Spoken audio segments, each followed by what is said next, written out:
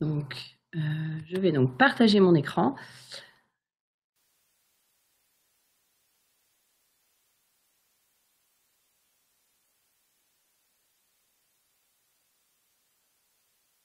Donc, avant de commencer ce webinaire, donc je vous rappelle quelques éléments. Tout d'abord, bien évidemment, nous aurons à la fin de la présentation un moment pour échanger si vous avez des questions. En revanche, posez vos questions via le chat et je vous remercie de les réserver pour la fin de la présentation parce qu'en fait, je ne les vois pas toujours. Enfin, vous les verrez apparaître étant donné que je partage mon écran avec vous, mais vous verrez que ce n'est pas forcément simple pour moi de les voir. Donc, j'y répondrai dans une deuxième partie. Donc, le sujet du webinaire d'aujourd'hui, et de savoir effectivement entre aujourd'hui les deux solutions que Zixel vous propose, à savoir classiquement, comme on l'a fait depuis des années, avoir des équipements que vous allez manager sur site et via la nouvelle offre Nebula, donc on a maintenant lancé il y a quelques mois, Management dans le Cloud, quelle est la meilleure solution et quel type de solution vous devez privilégier. Alors en préambule, on est bien d'accord qu'aujourd'hui, on va retrouver des équipements réseau, que ce soit Wi-Fi, Switch ou sécurité, dans chez un nombre de clients extrêmement variable. Ça va être aussi bien l'hospitality, donc hospitality, c'est tout ce qui est CHR, donc les cafés, hôtels, restaurants. Ça va être les hôtels, ça va être les entrepôts. Aujourd'hui, la plupart des entrepôts sont connectés. Tout ce qui est lié à l'éducation, depuis la maternelle jusqu'à l'université, les points de vente pour les systèmes de caisse, pour du Wi-Fi qui va être proposé au public, les bureaux, bien évidemment, et les banques. Et ce qui est commun à l'ensemble de ces clients, c'est qu'ils veulent pouvoir bénéficier de connectivité à tout moment et en tout lieu. Donc cette connectivité qui maintenant doit devenir une connectivité qui est disponible à tout moment et quel que soit l'endroit où on se trouve, change un certain nombre de choses. Les revendeurs veulent avoir la possibilité de fournir à leurs clients des services qui soient à la fois rapides, sécurisés et fiables. Et les revendeurs doivent prendre en compte ces trois choses et pouvoir avoir bien conscience de ce que cela impacte, pardon, notamment dans la manière dont ils vont gérer les réseaux. Il faut avoir conscience du nombre de réseaux qu'on est capable de manager. Est-ce que je vais avoir la possibilité d'avoir des techniciens qui vont être capables de manager 1, 2, 20, 100 réseaux? Quelle est la taille des réseaux que je vais être en capacité de manager? Et où se trouvent les réseaux que je vais avoir à manager? Le réseau, aujourd'hui, est un environnement qui a énormément changé, qui s'est largement transformé au cours des 10-15 dernières années. Parce que les besoins des clients finaux ont aussi largement évolué pardon, au cours des 10-15 dernières années. Et de ce fait, les challenges que vous devez relever en tant que revendeur ont aussi évolué. Et ça se reflète dans la technologie. On est parti, notamment pour la partie Wi-Fi, de solutions qui étaient standalone, pour passer sur une gestion qui est devenue centralisée. Et on est aujourd'hui en train de connaître le dernier basculement, qui est le basculement dans le cloud. Le Wi-Fi, lorsqu'il est géré sur site, habituellement, c'est via un contrôleur Wi-Fi qui va permettre de superviser l'ensemble des points d'accès qu'on va trouver sur un réseau. Et c'est un système qui est adapté à la gestion de plusieurs points d'accès. On crée un point central sur lequel on va réaliser la configuration, sur lequel on va s'appuyer pour faire le management. Et ce point central va avoir comme mission de dispatcher cette information aux différentes bornes. À la base, cela a été créé pour gérer des réseaux qui avaient un très grand nombre de points d'accès. En effet, l'avantage d'un système contrôlé, notamment, c'est qu'il y a un point d'intelligence centrale sur le réseau qui voit tous les points d'accès. Donc, on peut dire que les points d'accès se voient les uns les autres, ont conscience de ce que font les autres points d'accès, ce qui permet la mise en place de solutions de load balancing, de roaming, de manière plus facile. Mais la contrepartie de tout ça, c'est qu'un contrôleur, ça peut être difficile à paramétrer. Et donc, pour bien paramétrer un contrôleur, il est idéal de pouvoir bien se former en amont. Et c'est pour ça que notamment, nous avons, nous, chez XL, une session de formation Wi-Fi avancée qui adresse ces problématiques liées au contrôle. La gestion du Wi-Fi, lorsqu'elle est basée dans le cloud, c'est différent. Aujourd'hui, donc, le management du Wi-Fi a basculé dans le cloud, ce qui veut dire qu'on ne va plus venir installer physiquement un boîtier hardware, un contrôleur physique sur site, mais qu'on va créer dans le cloud, donc en immatériel, un contrôleur virtuel. Et les points d'accès vont avoir accès à ce contrôleur via leur connexion Internet. La gestion dans le cloud a un certain nombre d'avantages. Elle va permettre de configurer, de manager, de monitorer et de résoudre les problèmes à distance, non seulement de tous les points d'accès, mais aussi de tous les réseaux. Lorsqu'on est dans une solution de type Nebula, le revendeur se crée un espace Nebula au sein duquel il va pouvoir créer un espace pour chacun de ses clients et pour chacun des sites de ses clients, ce qui veut dire que depuis le même centre de pilotage, il va pouvoir avoir de la visibilité sur l'ensemble de ses clients. Donc, pour faire simple, on va avoir la plupart des avantages d'un contrôleur, mais sans la complexité. Le portfolio XL, en termes de Wi-Fi, il est double. On va avoir aussi bien du Wi-Fi sur site que du Wi-Fi géré dans le cloud. Sur site, en managé, donc là je parle uniquement de points d'accès managés, on va avoir toutes les familles NWA5000, WAC 61000, WAC 65000. Donc, il s'agit de bornes qui sont managées avec un contrôleur NXEC, mais qui ont la capacité de fonctionner en standalone. On va trouver aussi bien des points d'accès de T2R 802.11n, de T2R AC, ou du 3T3R en AC avec système de schéma d'antenne optimisable, donc là c'est la WAC 6103DI, et bien évidemment nos bornes AC Smart Antenna en 2x2 et 3x3.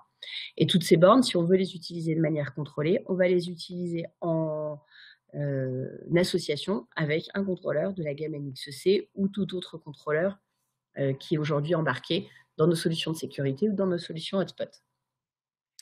La solution cloud Wi-Fi XL, c'est toute la famille des NAP, où on va trouver donc là uniquement des points d'accès qui pourront être gérés via l'interface Nebula. Donc je vous rappelle, attention, ces points d'accès ne peuvent absolument pas être gérés en standalone ou en local. Et on va trouver, d'un point de vue radio, exactement les mêmes types de points d'accès.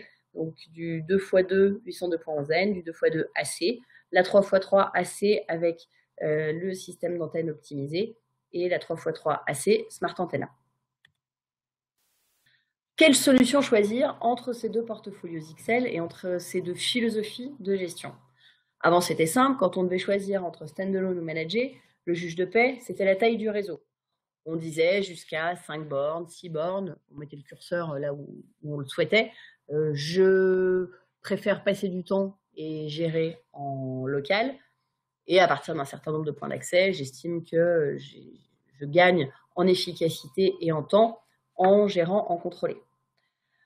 Aujourd'hui, on ne peut plus avoir ce type de réflexion parce que même si on est sur un nombre de points d'accès assez restreint, ce qui arrive de moins en moins parce que comme les entreprises, les bureaux et tous les endroits où on va trouver du Wi-Fi veulent avoir une couverture complète, on est de plus en plus sur des réseaux très denses avec un maillage très fin de points d'accès. Mais même quand on a un nombre de points d'accès relativement réduit, la multiplicité des clients fait qu'on a quand même besoin de mettre en place des solutions d'optimisation de la gestion du client et donc du contrôleur. Donc, quelle solution choisir? Est-ce qu'il faut choisir une solution avec un contrôleur ou dans le cloud? Il n'y a pas de bonne réponse. On n'a pas de réponse binaire comme on pouvait avoir avec un nombre de points d'accès. Ça va dépendre à la fois du revendeur. Vous, en tant que professionnel, quel est votre degré d'appétence pour les types de solutions cloud, et puis également en fonction du réseau. Donc, il est bien important de comprendre les caractéristiques d'un point de vue Wi-Fi de chaque solution pour pouvoir prendre une décision face à un client. Alors, on va maintenant voir les principales différences entre une solution Nebula et une solution NXEC. Alors, quand je dis NXEC, il est bien entendu que c'est NXEC ou passerelle qui intégrerait une solution de contrôle, ou passerelle hotspot ou passerelle sécurité. Alors, en termes d'environnement réseau, un contrôleur physique va être nécessaire quand on a affaire à un environnement réseau complexe. Ça va se traduire par un nombre très important de VLAN, par des règles de routage complexes. Lorsque vous avez effectivement une grande complexité à ce niveau-là, ce sera toujours le contrôleur physique qui sera le plus à même de gérer le Wi-Fi. En revanche, pour 80% de vos clients, si ce n'est plus, quand on est dans un environnement réseau simple, où on va avoir 1, 2, peut-être 3 VLAN, c'est-à-dire un VLAN guest, un VLAN employé, et éventuellement un VLAN pour le management. Quand on est dans le cadre d'un déploiement classique, là, on est typiquement dans un cadre où Nebula va remplir sa mission. Pour le Wi-Fi, on va aussi s'intéresser au type d'application Wi-Fi. Lorsqu'on est face à des déploiements d'applications Wi-Fi complexes, qu'on a besoin d'une forte granularité pour contrôler les AP. En gros, une forte granularité, ça veut dire quand on va avoir quasiment un paramétrage pour chaque point d'accès, que ce soit sur des paramètres radio, que ce soit sur des paramètres Wi-Fi, un nombre de SSID, du load balancing, des choses comme ça. Donc là, on devra encore une fois privilégier le contrôleur physique.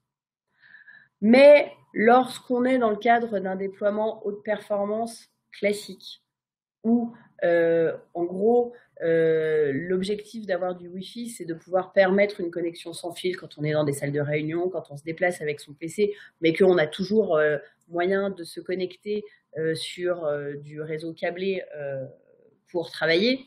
En gros, quand le Wi-Fi n'est pas au centre de l'activité, quand le Wi-Fi ne fonctionne pas, ça n'empêche pas, ça ne met pas tous les employés au chômage technique, ce qui va représenter encore une fois là la grande majorité des clients. On va typiquement être dans le scope de ce que Nebula fait bien. On va ensuite s'intéresser à la densité d'utilisateurs. Alors, je ne parle pas de densité d'utilisateurs par borne parce qu'on a la solution en Nebula Smart Antenna qui va permettre sur un seul point d'accès d'avoir un très grand nombre d'utilisateurs, mais une densité globale. Quand on a besoin de beaucoup de flexibilité en termes de roaming, ça veut dire qu'on a beaucoup d'utilisateurs qui vont se déplacer, qui vont passer d'une borne à l'autre. Quand on a besoin sur des déploiements haute densité de répartir intelligemment les clients avec des solutions de load balancing, quand on va avoir besoin d'aller repérer des clients spécifiquement qui font du 5 GHz, quand en gros on a effectivement beaucoup d'utilisateurs avec des profils différents. Donc là, on va parler de centres de conférences, de stades, de centres commerciaux. Un contrôleur physique sera nécessaire. Mais lorsqu'on est sur une densité d'utilisateurs classique, où on est dans le cadre d'un déploiement de sites simples avec des paramètres classiques, quand l'objectif c'est de mettre à disposition un accès au réseau via le Wi-Fi sur un accès haute performance, on est typiquement dans ce que Nebula sait faire. Il faut aussi prendre en compte le niveau de compétence des techniciens. Il est bien évident que si on a affaire à des techniciens qui sont des professionnels de la radio, qui vont pouvoir du coup avoir les compétences pour répondre aux besoins des différentes topologies de clients qu'on vient de présenter, donc soit avec une très grande densité d'utilisateurs, des paramétrages de roaming très compliqués à mettre en place, ils vont être frustrés avec Nebula parce que donc comme Nebula n'est pas l'outil pensé pour réaliser ces choses, ils n'auront pas la possibilité de le réaliser. En revanche, Nebula, lui, va être fait pour des personnes qui ont envie de pouvoir réaliser une mise en place d'un réseau Wi-Fi haute performance très facilement. On est sur des interfaces qui sont intuitives, on se balade facilement dans les menus, on déploie les SSID, Et là, effectivement, on va pouvoir donner l'outil à des personnes qui n'ont pas forcément suivi de formation avancée de contrôle. On va leur donner les outils pour pouvoir fournir à leurs clients un service Wi-Fi de qualité facilement. On va ensuite s'intéresser au coût de déploiement. Le coût de déploiement pour une solution contrôleur physique, il est très élevé. Pourquoi? Parce que, en règle générale, comme on a bien compris qu'on était sur des problématiques de Wi-Fi où le Wi-Fi est essentiel à l'activité de l'entreprise, où on a beaucoup de bornes, où on a beaucoup d'utilisateurs, où on a des fonctionnalités de routage complexes, tout ça passe par un planning Wi-Fi bien réalisé. Donc le planning, c'est savoir où est-ce qu'on va venir mettre les différentes bornes. Donc en règle générale, là déjà, ça demande une expertise du technicien dont on vient de parler au-dessus, qui va venir placer les bornes, donc qui va déjà réfléchir en amont. Et puis ensuite, il va falloir installer, configurer, ajuster. Et pour tout ça, il faudra s'être formé avant. En revanche, sur des installations moins complexes, quand on va le faire avec Nebula, là, on peut presque positionner les bornes de manière plus simple. Et quelque part, il suffit d'avoir sur site une personne, que ce soit une personne responsable des moyens généraux, qui va être capable de réceptionner la borne, de la mettre sous tension et de la brancher sur le LAN. Et ensuite, le technicien peut prendre la main à distance via l'interface Nebula pour installer, provisionner et configurer via le cloud les équipements. Le coût de maintenance, c'est la même chose. On est sur deux modèles différents. Sur du contrôleur physique, on va être sur un investissement. Donc, ça veut dire que le client final va choisir d'acheter des produits sans licence à renouveler. Donc, par exemple, quand on est dans le cadre d'un contrôleur, on débloque une fois pour toutes le nombre de points d'accès qu'on souhaite administrer. Et ensuite, il n'y a pas besoin de renouveler les licences. Et on bénéficie sur ce contrôleur de la garantie à vie. Sur Nebula, on est sur un modèle complètement différent. Nebula, bien évidemment, on va acheter les points d'accès, ça, il faut toujours les installer, mais on ne va pas investir dans un contrôleur physique, on va payer tous les ans des licences qui vont permettre de maintenir le réseau. La différence entre les deux, au-delà du montant, au-delà du fait que d'un côté, sur le modèle contrôleur, on va tout régler avant la mise en service et qu'ensuite les paiements sont échelonnés dans le temps via les renouvellements de licence, c'est une différence comptable. Lorsqu'une entreprise investit dans un contrôleur, elle investit dans ce qu'on appelle une immobilisation. Ça veut dire qu'elle va transformer du cash qu'elle a à son bilan, elle va le transformer en équipement. Mais quelque part, c'est toujours présent, ça se compte différemment, on le thésaurise de manière différente, mais la valeur est toujours là. Alors que quand on est sur un système de licence, quand on est sur de l'immatériel, on va passer sur un système de charge.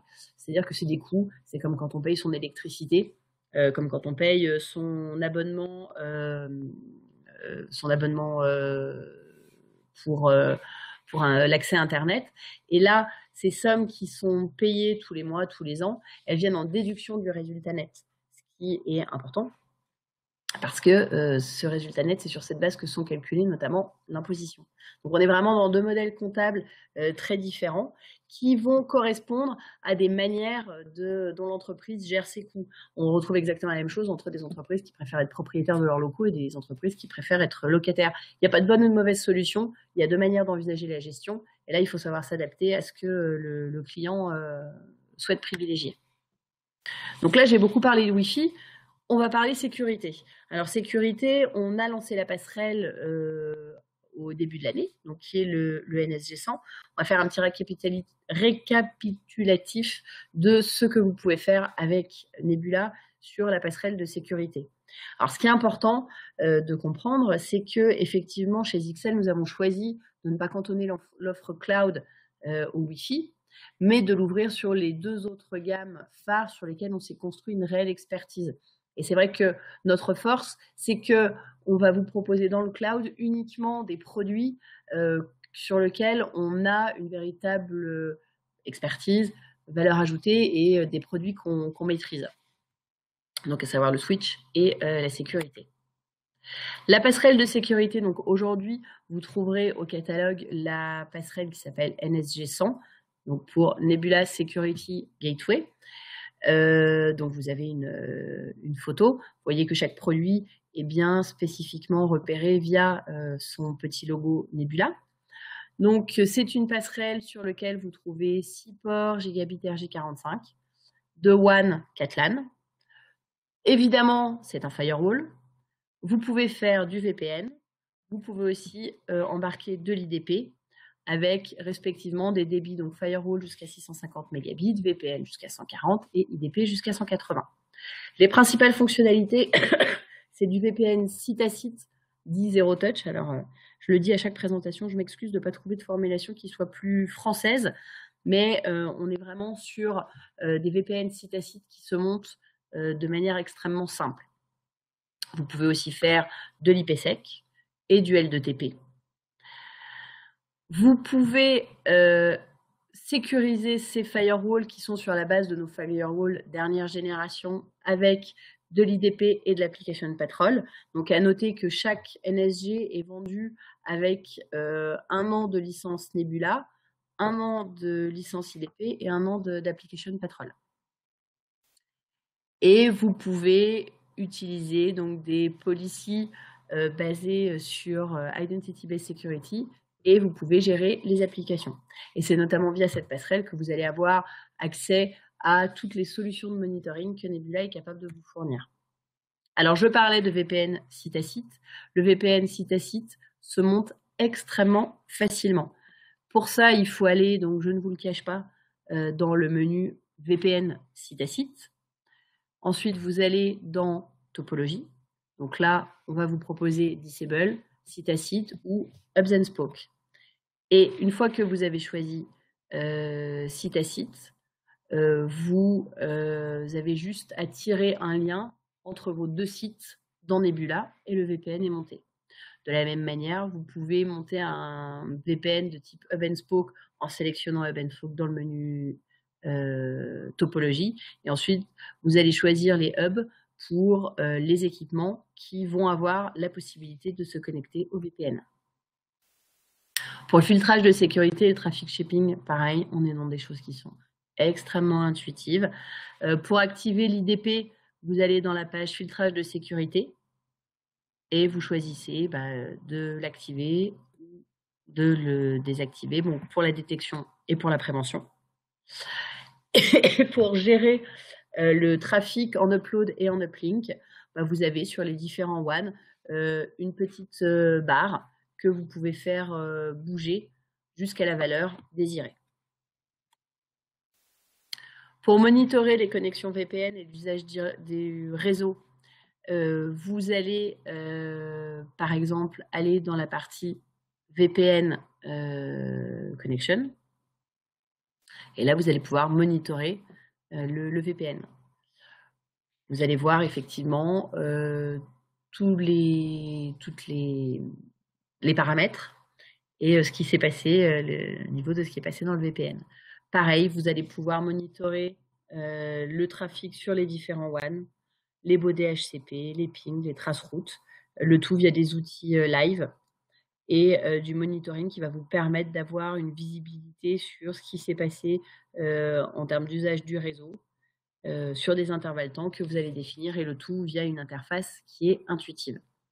Alors hop, avant de passer à la partie licence, je vous rappelle que vous avez accès sur notre site web à une interface de démo Nebula qui vous permet de vous balader dans les différents menus et de vous rendre compte effectivement que c'est le gros avantage de Nebula, c'est de vous permettre de vous accompagner pour mettre en place toutes ces choses de manière extrêmement facile. Alors on a dit Nebula fonctionne avec un système de licence. Donc chaque équipement Nebula que vous allez acheter, que ce soit du Wi-Fi, du switch ou de la sécurité, est livré avec 1 an de licence. Alors si on prend ici l'exemple d'un client qui au 1er janvier vous a acheté 10 points d'accès. Donc ces 10 points d'accès sont livrés avec 1 an de licence. Donc ça veut dire comme c'est au 1er janvier que leur date de fin de validité pour Nebula va jusqu'au 31 décembre. Donc jusque-là, tout va bien. Et puis 6 mois après, comme les choses se passent bien, qu'il est en train de, qu'il a testé sur un site, que voilà, il s'étend, il vous commande 20 autres points d'accès. Alors je parle de points d'accès, ce serait exactement la même chose avec de la sécurité ou des switches. Là, on a un problème parce que vous avez 2 dates de fin d'expiration. Étant donné qu'au 1er juillet, il vous rajoute 20 bornes, vous vous retrouvez avec 10 points d'accès qui ont une date de fin de validité qui va jusqu'au 31 décembre et 20 points d'accès qui ont une date de fin de validité qui va jusqu'au 30 juin de l'année d'après.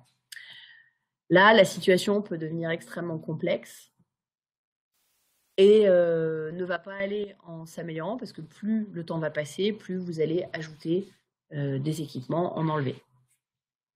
Donc, étant donné qu'il n'est pas possible de gérer des équipements qui n'auraient pas des mêmes fins de date de validité, le système, lui, va gérer à l'ajout des 20 nouvelles bornes les dates de fin de validité. Donc, comme vous l'avez vu, là, je vais peut-être revenir en arrière, c'est allé un peu vite. En fait, la partie verte qui dépasse de la partie bleue, elle va être répartie de manière uniforme entre l'ensemble des équipements, de manière à avoir une date de fin de validité qui soit la même pour tout le monde et qui soit au 31 octobre. Mais si on fait le compte de mois, enfin d'une unité mois par équipement, on est exactement sur le même nombre de mois. Donc ça permet de simplifier la gestion des licences et les problèmes liés au renouvellement. Et ceci se fait bien évidemment de manière totalement automatique. Vous avez de la visibilité. Quand vous allez dans l'interface Nebula, sur la partie site gestion des licences, on vous donne déjà un certain nombre d'informations pour que vous et votre client aient de la visibilité sur où est-ce que vous en êtes sur les licences. En haut à gauche, dans la partie licence, vous voyez déjà si les licences sont OK ou pas OK. Donc, est-ce que les licences sont activées sur le site ou pas? Si c'est OK, on va vous donner la date d'expiration des licences pour ce site et le nombre de jours, si jamais la personne qui regarde ne sait plus exactement quelle date on est. Ensuite, vous avez un bouton calculateur. Ce calculateur va vous permettre de déterminer le type de licence dont vous devez faire l'acquisition pour renouveler les licences sur l'ensemble des équipements et renouveler jusqu'à une date qui est de votre choix. Là, par exemple, on a vu que dans l'exemple qu'on a regardé, les dates de fin de validité vont jusqu'au 30 septembre de mémoire. 30 septembre, votre client va peut-être vous dire, moi, ça ne m'arrange pas du tout. Comptablement, j'ai une année qui va jusqu'au 31 décembre. Ça m'arrangerait qu'on aille jusqu'au 31 décembre. Donc, dans ce cas-là, vous appuyez sur le calculateur, vous rentrez votre date et le système va vous indiquer un nombre de points dont vous devez faire l'acquisition pour que l'ensemble des équipements, donc que ce soit du Wi-Fi, que ce soit du switch, que ce soit de la passerelle de sécurité, et des dates de fin de validité au 31 décembre. Ensuite, une fois que vous avez le nombre de points, vous vous référez chez votre grossiste à, à la grille.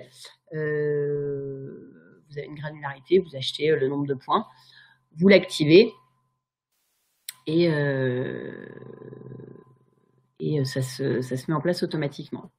Vous avez aussi toujours, pour avoir une idée, une indication du nombre de points qu'il vous faudrait acquérir pour avoir 1 an de licence supplémentaire sur l'ensemble des équipements. Donc, on voit ici, on a une passerelle, 3 points d'accès, un switch, il faudrait 100 points. Donc, cette grille tarifaire qui est basée sur les points, elle est disponible chez vos revendeurs. Après, une fois que vous avez aligné tout le monde sur la même date, s'il n'y a pas de changement, vous avez la possibilité d'activer également des licences qui sont dans le temps. Donc, ça va être 1 an de licence pour une passerelle, 1 an de licence pour un point d'accès, 1 an de licence pour un switch. Vous pouvez aussi, au moment où vous activez, enfin vous vendez le service, chaque point d'accès, chaque équipement est vendu avec 1 an de licence Nebula, mais vous pouvez tout à fait ajouter une licence 2 ans supplémentaires, ce qui vous donnera 3 ans de validité Nebula. Et vous avez ensuite la vue sur l'ensemble des licences qui sont enregistrées et activées. Et pour enregistrer une nouvelle clé, c'est assez simple. Vous activez sur le bouton et vous rentrez la clé de licence qui vous a été fournie. Point très important, Que se passe-t-il si, pour une raison ou une autre, votre client ne souhaite pas renouveler sa licence Nebula? C'est un point qui est important d'aborder parce que c'est notamment un point qui nous permet de nous différencier largement de nos concurrents. Alors, il faut savoir que une fois qu'on a passé la période de grâce, qui est la période où on donne quand même accès au service en entier après la période de renouvellement des licences, vous allez voir arriver donc statut non OK, les licences ne sont plus activées. Les équipements sur site vont continuer à être fonctionnels. Les passerelles, les switches, les points d'accès Wi-Fi vont continuer du point de vue utilisateur à fonctionner et le réseau continuera à être opérationnel.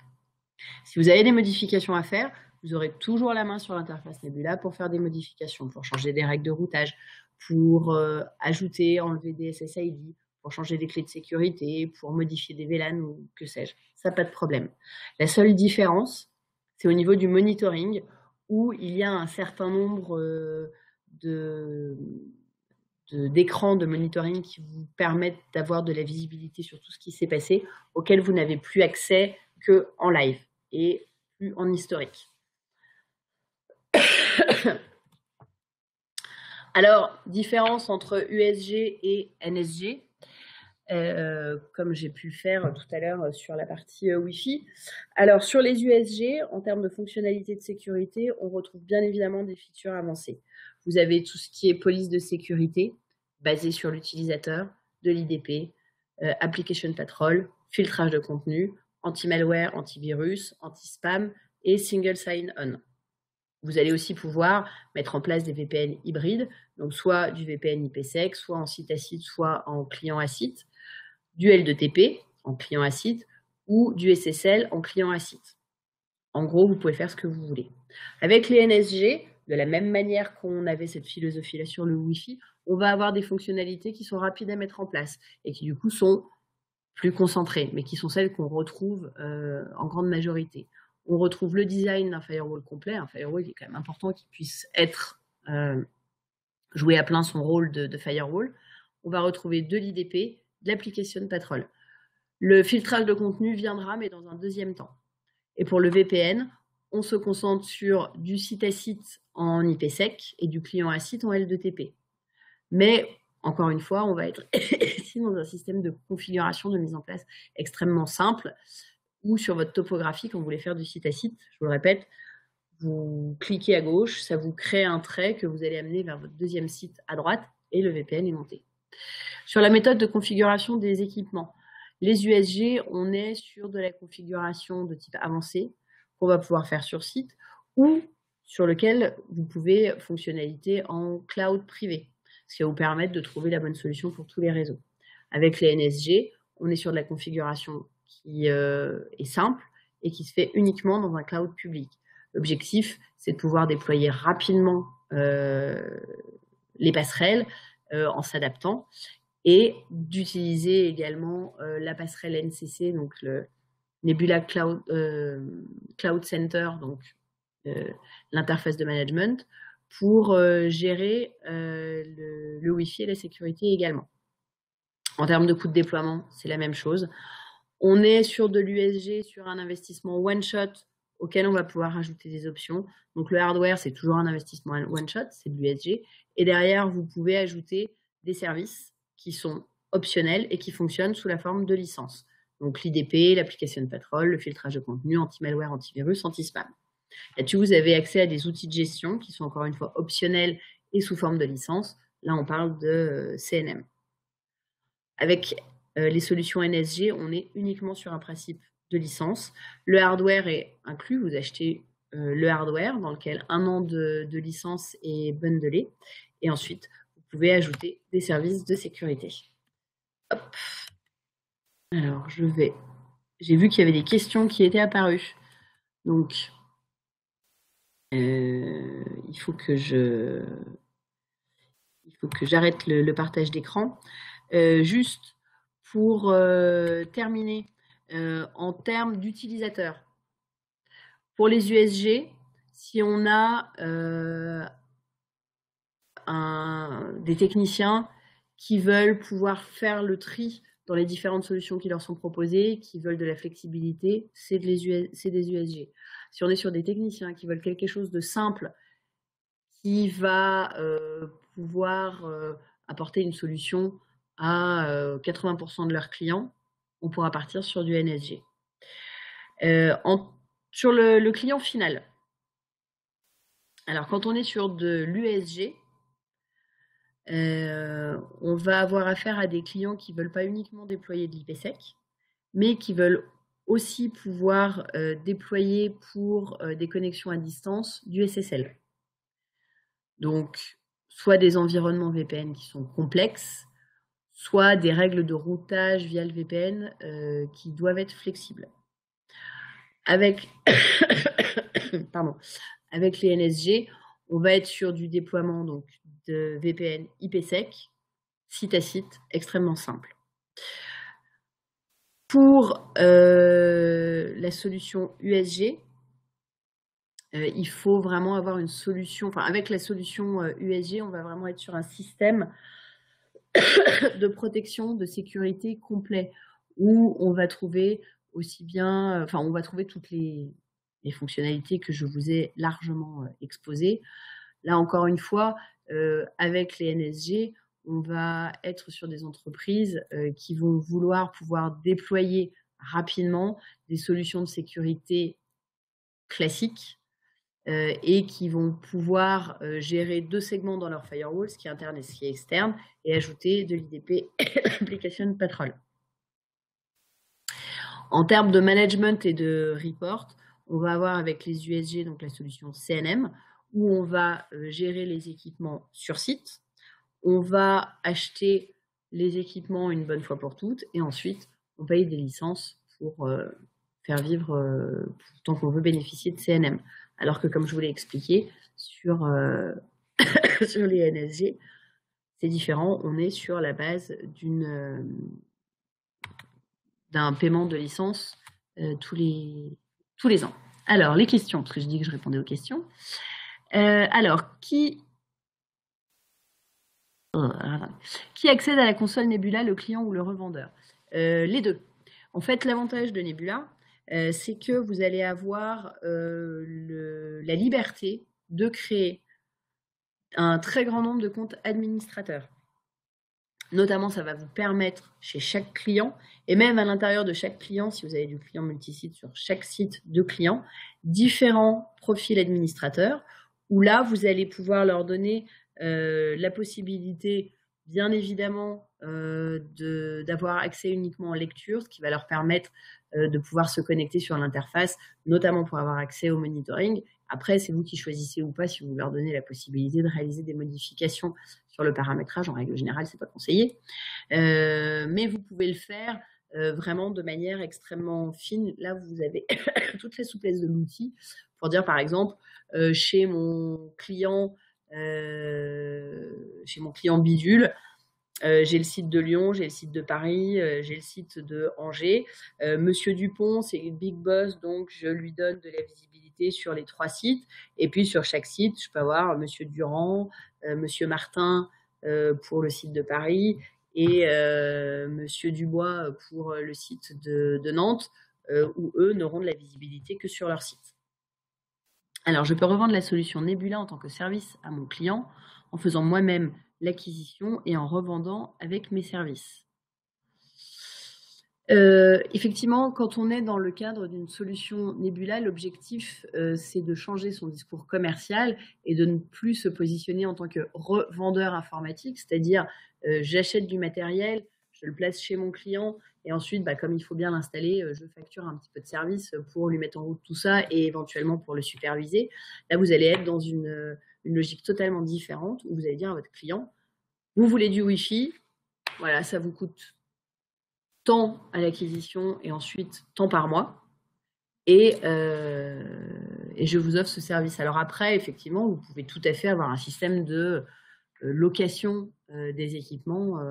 Vous pouvez derrière monter le modèle économique que vous voulez. De toute façon, c'est vous en tant que revendeur qui allez affecter les équipements chez vos clients et les gérer. Alors après, la seule chose, ça va être le problème d'affectation des licences, notamment lorsqu'on parle de nouveaux produits. Si le changement se produit pendant la première année, étant donné que vous avez une licence 1 an qui est embarquée avec chacun des produits. Mais après, effectivement, si vous ne communiquez pas, voilà, vous avez d'un autre côté nous ce qu'on vous facture, et puis après vous avez toute la latitude pour le refacturer sur un modèle différent à votre client. Tout à fait. J'espère que j'ai répondu à votre question, Cyril Faure. Alors, la solution Nebula permettait de l'archivage des logs en mode cloud. Non. D'autant plus que j'attire votre attention sur le fait que j'ai parlé de passerelle sécurité, je n'ai pas parlé de passerelle hotspot. Donc quand on parle de log, on parle de log système. Alors log système, vous aurez accès via l'interface cloud et vous avez tout l'historique dans la mesure où vous êtes sur la solution lorsque les licences sont actives. Mais si on parle dans le cadre d'un hotspot, non seulement il faudra la mettre un hotspot classique, un UAG, on n'a pas encore la solution hotspot sur les NSG, et il faudra prévoir une solution d'archivage classique.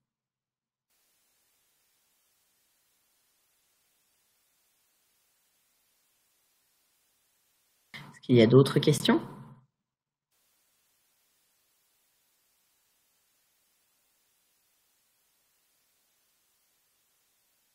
Alors, je vous rappelle, on a fait un certain nombre de webinars consacrés à Nebula qui vont aller notamment plus en détail sur la gestion du Wi-Fi, la gestion de la sécurité, la gestion des switches, comment fonctionne l'interface pour la partie monitoring, pour la partie paramétrage. Les logs peuvent-ils être transmis par mail? Là, on parle encore une fois uniquement de log système si on est dans le cadre de Nebula. Transmis par mail, il faudrait que je vérifie dans la passerelle si on a la possibilité. Je sais qu'ils peuvent être exportés sous Excel. Et donc après, ils peuvent être transmis par mail à partir du moment où ils sont sous format Excel. Donc oui, donc vous pouvez... Il sera... Et oui, alors c'est exactement ce que j'allais dire. Oui, il vous est tout à fait possible de revoir ce webinaire depuis le début parce qu'il a été enregistré. Donc il sera disponible sur notre espace revendeur sur notre site web dans les prochains jours. Et puis, vous pourrez retrouver également donc l'ensemble des autres webinaires que j'ai pu animer, qui pourront répondre peut-être à d'autres questions. Je vous rappelle également, si vous souhaitez voir un peu plus à quoi ressemble cette interface Nebula, que vous avez accès à l'interface de démo sur notre site web. Et puis, si vous le souhaitez, je vous invite à vous mettre en relation avec le commercial qui s'occupe de votre compte, parce qu'on a la possibilité de vous offrir une borne Nebula, de manière à ce que vous puissiez créer votre espace Nebula et voir comment ça se passe lorsqu'on fait remonter un équipement dans l'interface et quelles sont la philosophie de paramétrage pour pouvoir tester l'outil en conditions réelles. Voilà, écoutez, il ne me reste plus qu'à vous remercier de votre attention, à vous souhaiter un bon appétit, parce que c'est l'heure. Je demeure à votre disposition, ainsi que votre commercial habituel, et je vous dis à très bientôt pour de nouveaux webinars.